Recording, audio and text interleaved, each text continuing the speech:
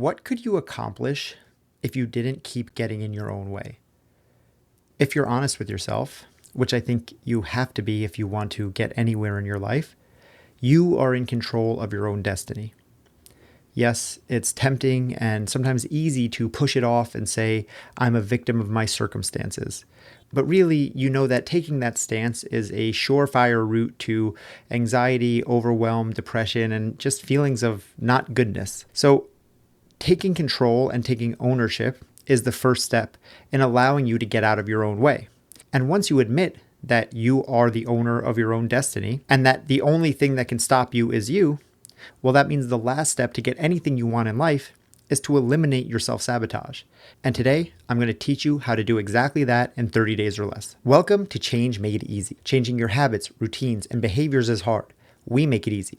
I'm Paul Leviton. I help high achievers just like you who feel stuck bridge the gap between where you are and where you want to be. Traditional self-help doesn't work. It's either too rigid, too generic, or too overwhelming. My approach is different. I simplify change by making it so easy it can't not happen. Using my easier framework, I'll help you create habits, routines, and behaviors that stick for good, so you can stop struggling and start thriving. It's that easy. If you're on board with me and agreeing that you are the master of your own destiny, I am the master of my own destiny. No one can make me succeed but me, and no one can make me fail but me. Hopefully, you feel the same way about yourself. It can be scary at first to take on this mindset because it gives you nowhere to hide. It's much easier to say, it's not my fault. It's the way I was born. It's my parents. It's the government. It's the economy. It's my boss. All of these other things. And all of that very well may be true. Everyone is born into different circumstances. Some people are born with a leg up and literal privilege. Some people have a great boss who gives them opportunities, and some people are stuck at a dead-end job. The economy does things, the government does things, and you know that you can't control that. So the best place to focus your finite time and energy is back towards you. What are the things that you can control? And if you focus on only that, on what you can control, that means that your success or your failures are squarely up to you. And we come there as a starting point because that is the first step to be able to eliminate self-sabotage. And I'm going to lay out the step-by-step framework that you need to go through to eliminate self-sabotage from your life in 30 days or less right here today.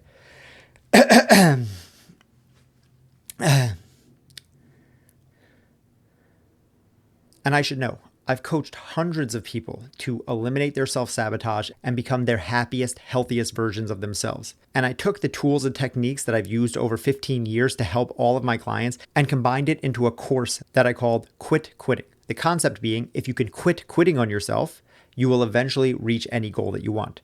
You and I have spoken ad nauseum about the fact that consistency is key. You will get the result if you keep going, whether it's diet, exercise, finance, relationships. If you keep playing the game, eventually you will win.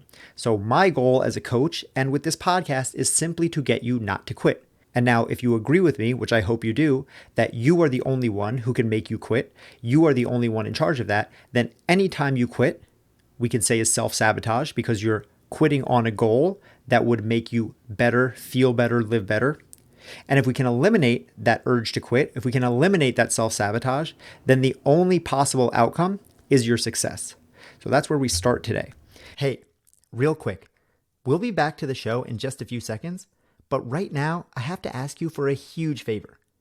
If you're getting value out of this episode so far, take 2 seconds and share it with a friend. I mean, right now, literally. Hit the little share button and send it in a text to your roommate or your cousin or your mom or your brother or your sister. Seriously, spread the love. If you like what you're hearing, then that's the best way that you can show support for this show.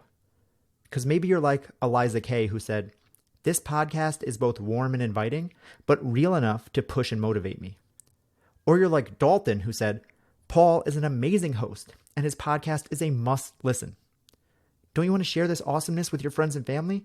Don't be a gatekeeper. It only takes a second. It helps me grow and reach a new audience, and you seem like a genius friend who recommends new, awesome podcasts. We all win. All right, go send that text, and now let's get back to the show. And as I said, I had combined all of this into a 16-week course that I called Quit Quitting that I taught for years with great success with many people. But I want to make it even easier. You know, that's why we're here. To do that, I'm going to condense that course into 3 simple steps. In that course, I taught an acronym called SLUMP, S-L-U-M-P. First, the S in slump stood for shoulds and supposed tos. This is the first thing that's going to lead you to self-sabotage, shoulding all over yourself. So every time you think it should be like this or it's supposed to be like that, that is a step towards self-sabotage. Because anytime you are saying the way something should be or it's supposed to be, what you are saying is that you have an expectation around the way you want something to be, but that thing decidedly is not. So if I'm saying I should be 200 pounds, but I'm 250 pounds, what I'm saying is reality does not align with what I expect. I want it to be like this and it's like that. I should be richer. My business was supposed to have taken off by now. Anytime I say that, inherently I'm saying it isn't like that. Anytime you say it should be, it's supposed to be, I expect it to be, you're saying it's not. And that brings up a discrepancy.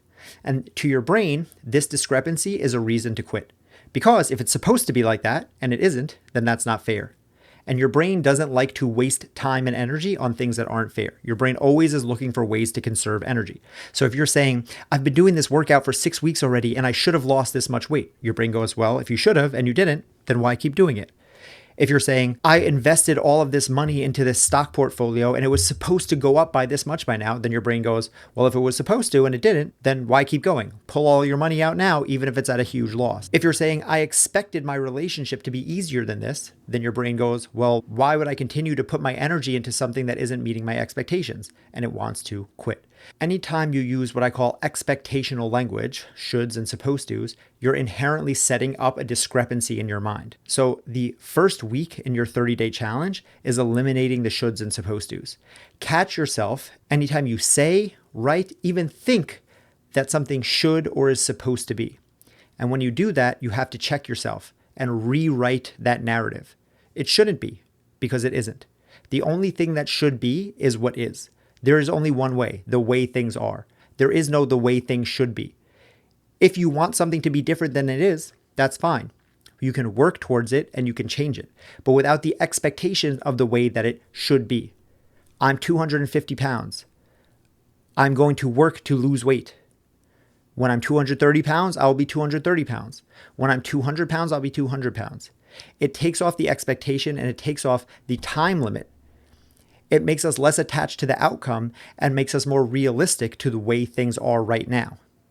And when you think of and phrase things that way, it doesn't give your brain that ammunition that it's seeking to quit to save energy, because there's nothing wrong with what you're doing.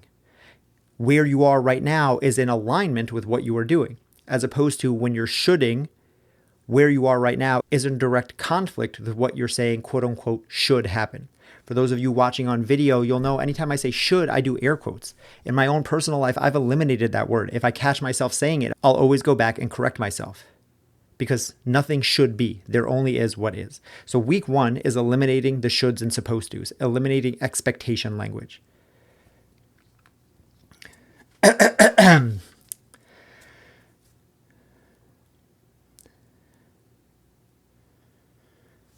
Week 2 in your 30-day challenge. As I said, I used an acronym SLUMP, S-L-U-M-P, but I've condensed the middle section that used to be L, U, and M into simply uncertainty and clarity. And what this comes down to is you have to search for clarity, but be okay with uncertainty. So clarity means, do you know what you're doing, how you're doing it, and why you're doing it? Your brain is always looking for reasons to save energy. So if you don't understand why you're doing something or how what you're doing is going to lead to a desired result, or you're lacking clarity in any way around the why behind what you're doing, it's going to give your brain ammunition to say, screw this, I quit, which is self-sabotage. So you have to have clarity. How do I get to A to B? Why is getting from A to B important? How do I get from A to B to C to D all the way to Z? And why is each of those steps important? Do I need to go from A to B to get to Z, or can I skip directly from A to Z? If I need A to B to C to D, why is each of those steps important? I need clarity around all of that. And then the second piece of this is, although I need that clarity, I have to be okay with uncertainty.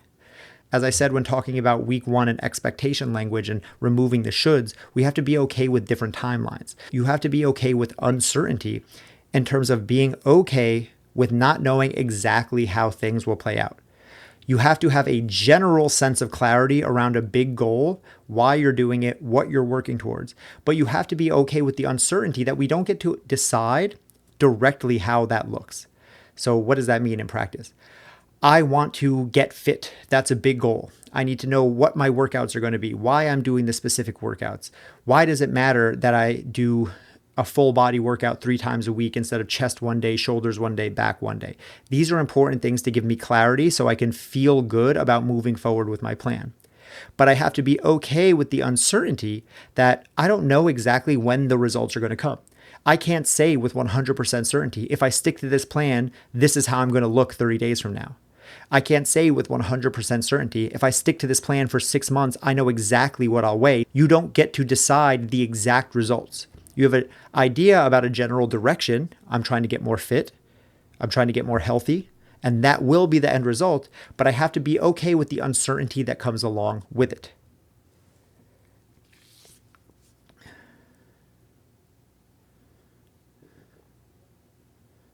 So week 1, we were getting rid of the shoulds and the supposed tos, checking our language, checking our thoughts.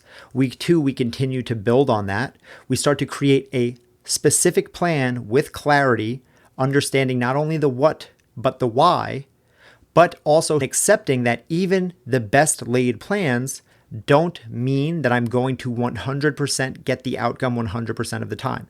Because if you're too stuck on the outcome, that is, again, just an expectation. It's a should. So you have to detach from that expectation, be okay with the uncertainty that even the most dialed in plan has. If having a plan led to the exact same success every time, then everyone would just read Jeff Bezos's book or Steve Jobs' book and do what they did and create a $1 billion business. Everyone would just read Arnold's book on bodybuilding and have the best body. You understand that it doesn't work that way. You can follow the exact steps laid out by someone, but you won't always get those exact same results. And you have to be okay with that, because if you're not, your brain goes back to the fairness thing. This isn't fair. I was supposed to get these results. I expected it to be like this. They said it was going to be like this. My plan said it was going to be like this. And that gives you ammunition to quit. So week 1, we're dealing with the shoulds and supposed tos, expectation language. Week 2, you're creating clarity. You're understanding how and why you're getting to your destination. Also, building on week 1, releasing the expectation, learning to live with the uncertainty so you don't talk yourself out of doing a thing that is working. When you have the clarity, you have the action steps, you start to take action. The only way that you can fail now is when you talk yourself out of it.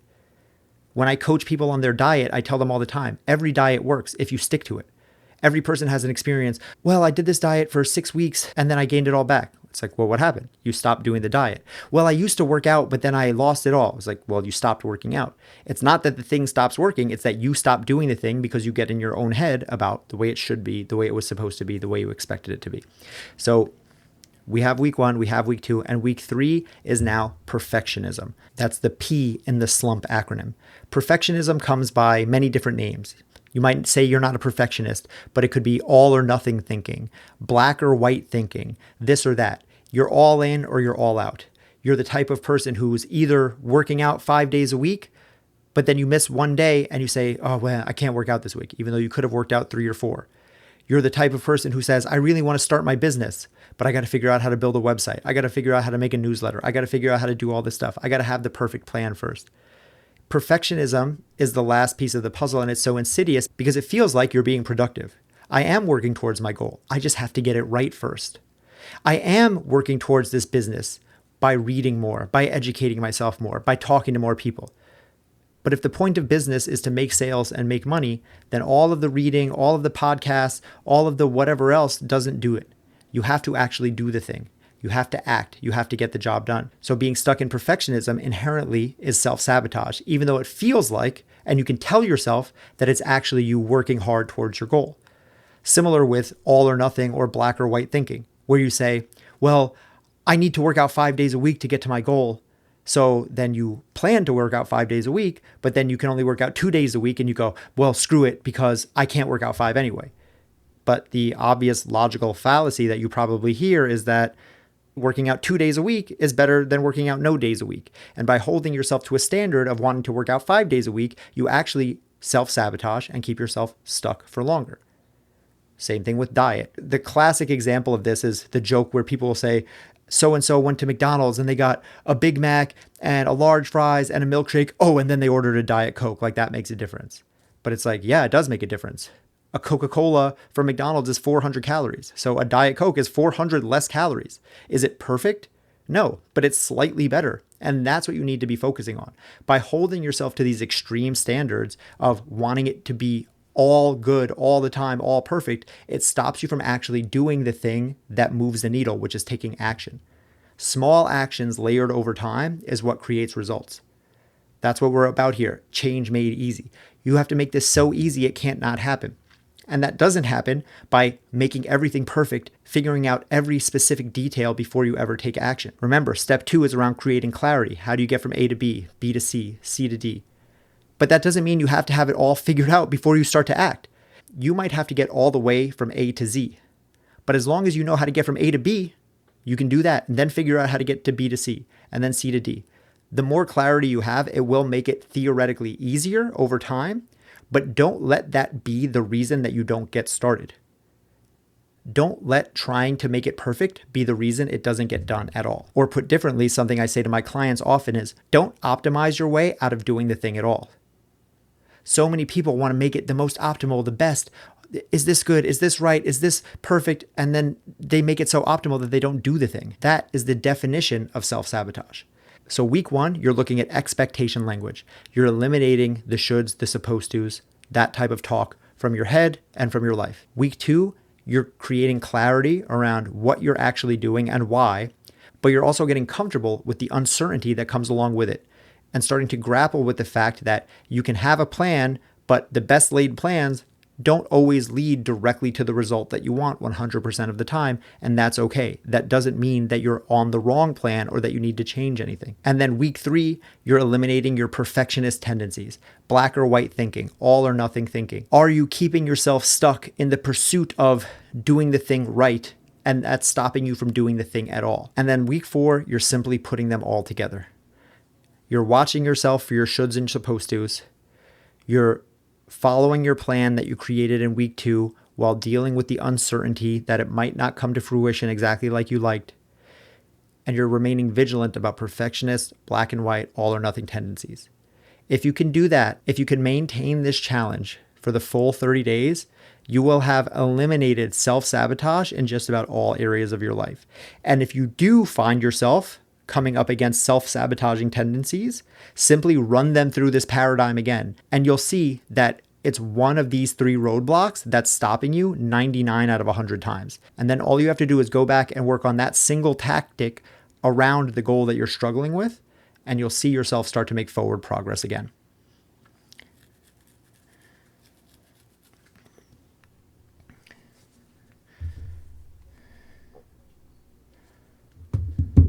That is self-sabotage eliminated, and that is change made easy. And if you want to learn more about this, go to the show notes right now and click Why is Change So Hard? I've linked to another episode that builds directly on this one, so you can keep learning about eliminating self-sabotage and creating your best life.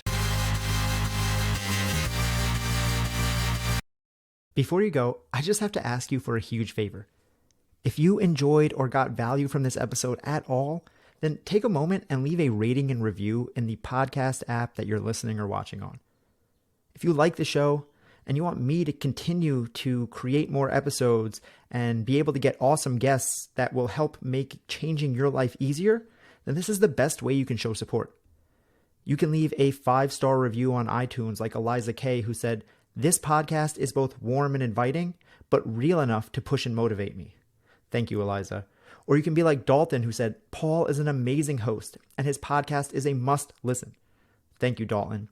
And thank you to all of the over 100 people who have taken the time to rate and review this show 5 stars on iTunes, or the dozens who have left 5-star reviews on Spotify. It only takes a minute, And it helps me grow, it helps me reach a new audience, and it lets me know that this is helping someone, which just feels good. All you have to do is go to the show page of whatever app you're listening to and hit the little 5 stars. Or go to the comments section on YouTube and boom, that's it.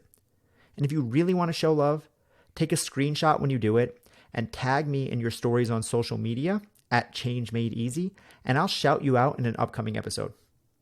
All right, go leave that rating, and I'll see you back here every Tuesday and Thursday with new episodes of Change Made Easy.